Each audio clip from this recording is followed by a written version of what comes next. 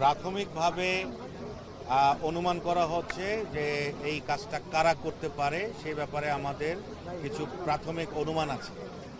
তো তদন্ত এখন তো মার্ডার কেস, এটা তো একটা মার্ডার কেস হবে এবং তারপরে তদন্ত কর্মকর্তা আমরা আরও ফার্দার এটা তদন্ত করব। তবে প্রাথমিকভাবে আমরা কিছু অনুমান করছি যে কারা করেছে কাজটা।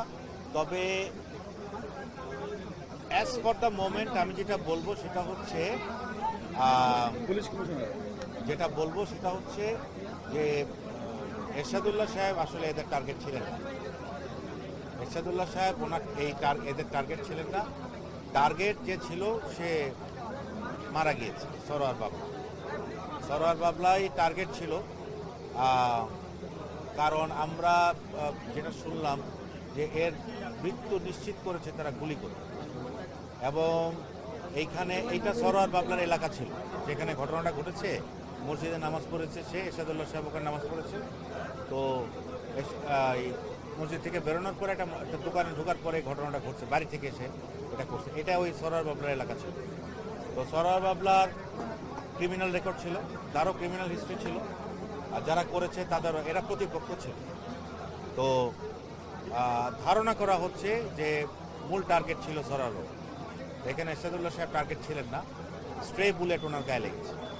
আমরা এর আগে দেখেছি সরোয়ার বাবলাকে বাকুলিয়া একবার হামলা করা হয়েছে, একই ঘটনা একই পতেঙ্গায় একবার ঘটনা হয়েছে, আজকে শেষমেশ তার উপরে হামলা হলো। এই যে সিরিজ অফ ইনসিডেন্ট হচ্ছে, এই বিষয়ে আসলে আপনারা পুলিশ কেন বারবার ব্যর্থ হচ্ছে, কেন তাদেরকে ধরতে পারছে না? জেলখানা থেকে বসে একটা অর্ডারের কথা আসছে। এই ঘটনায় যে মূল কুশীলবের অনেকেই কিন্তু বর্তমানে জেলে আছে এবং দেশের বাইরে থেকেও ইন্ধন আসতেছে, নানা রকমের ইন্ধন আসতেছে। এবং বাকলিয়ার যে ডাবল মার্ডারে একদম কিলিং মিশনে অংশ নেওয়া লোকও কিন্তু অ্যারেস্ট হয়েছে অস্ত্রসহ। আমারই মনে আছে হাতিয়া থেকে হাসান নামে একজনকে অস্ত্রসহ গ্রেফতার করা হয়েছে এবং ঘটনার পর 2-3 জনকে গ্রেফতার করা হয়েছে। তো এদের যে মূল যারা এদের আসলে যেটা দেখতেছি সেটা হচ্ছে অনেক রিমোট এলাকায় এরা পালায় থাকে এবং পাহাড়ি সন্ত্রাসীদের সাথে এদের যোগাযোগ আছে। এদের যে হাইড আউট সেটা খুবই গহীন দুর্গম পাহাড়ি অঞ্চলে হাইড আউট। সেখান থেকে বেরোয় এসে এরা হঠাৎ করে একটা ঘটনা ঘটায় যে এরা দ্রুত হোন্ডা নিয়ে চলে যায়। এদের যে মোডাস অপারেন্ডি আমরা দেখলাম যে হোন্ডা নিয়ে আসে বারবার, এদের সব ঘটনা দেখলাম হোন্ডা নিয়ে আসে ঘটনা ঘটায় দ্রুততম সময়ের মধ্যে এরা চলে যায়।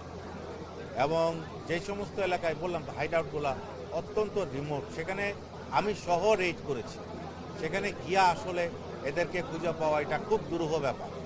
তো এদের বাহিনীর অনেক লোক ইতিমধ্যে গ্রেপ্তার হয়েছে, তার মধ্যে একজন তো সস্ত্রীক গ্রেপ্তার আছে, বর্তমানে সে জেলে আছে।